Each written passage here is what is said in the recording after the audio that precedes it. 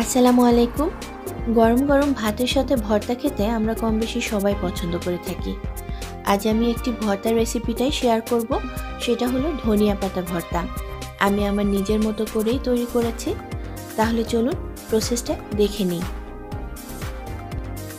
250 গ্রাম ধনিয়া পাতা ভালোভাবে পরিষ্কার করে আমি 1 ইঞ্চি করে কেটে নিয়েছি।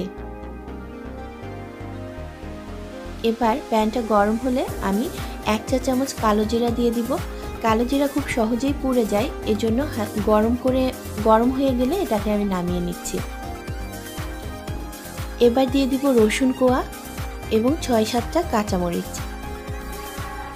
দিয়ে দিচ্ছি ধনিয়া পাতাগুলা।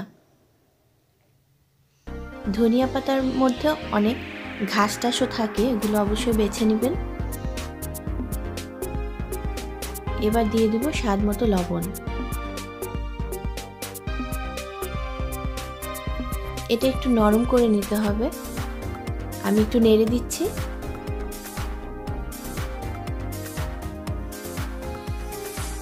এবার ঢাকনা দিয়ে কিছুক্ষণের জন্য ঢেকে রাখবো।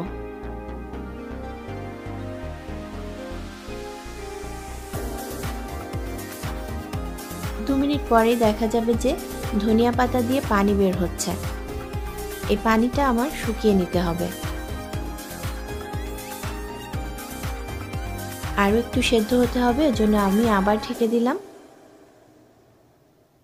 দেখে নিচ্ছি আবারও, পানিটা প্রায় শুকিয়ে গিয়েছে।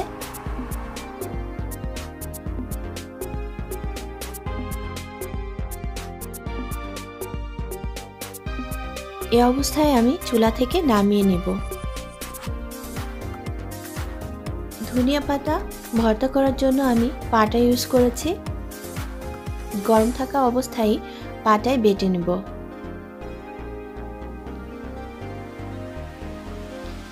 এটা খুব বেশি মিহি করব না। ধনিয়া পাতাগুলো একটু গলিয়ে নিব আর কি।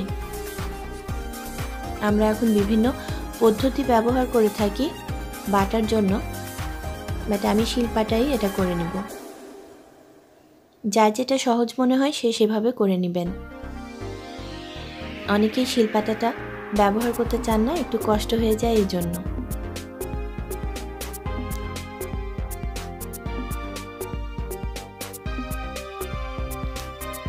এই অবস্থায় আমি দিয়ে দিব ভেজে রাখা কালো জিরাগুলা।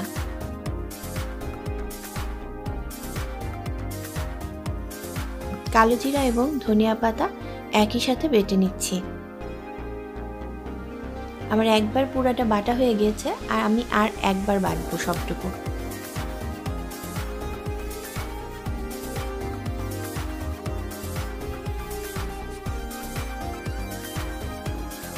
আমার ধনিয়া পাতা বাটা কমপ্লিট হয়ে গিয়েছে, আমি তুলে নিচ্ছি।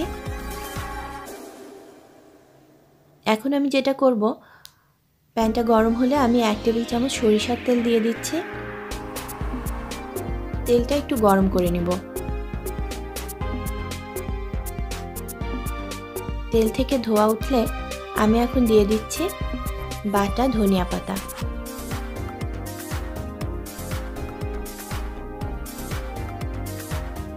তেলের সাথে ভালোভাবে মিশিয়ে এটা কম তাপমাত্রায় আর কি, কম আঁচে ভেজে নিতে হবে। এটা যেহেতু লেগে লেগে যাচ্ছে, এজন্য এপাশ ওপাশ করে দিয়ে ভালোভাবে নাড়তে হবে।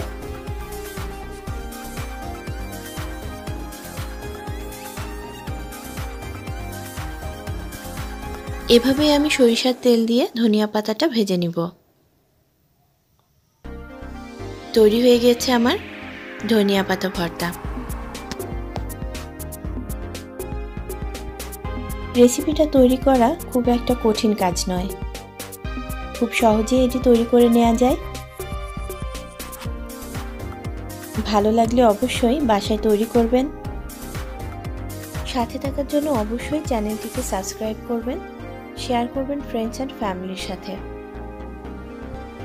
চলে আসবো আবারও অন্য কোনো রেসিপি নিয়ে। সে পর্যন্ত ভালো থাকবেন সবাই। আল্লাহ হাফেজ।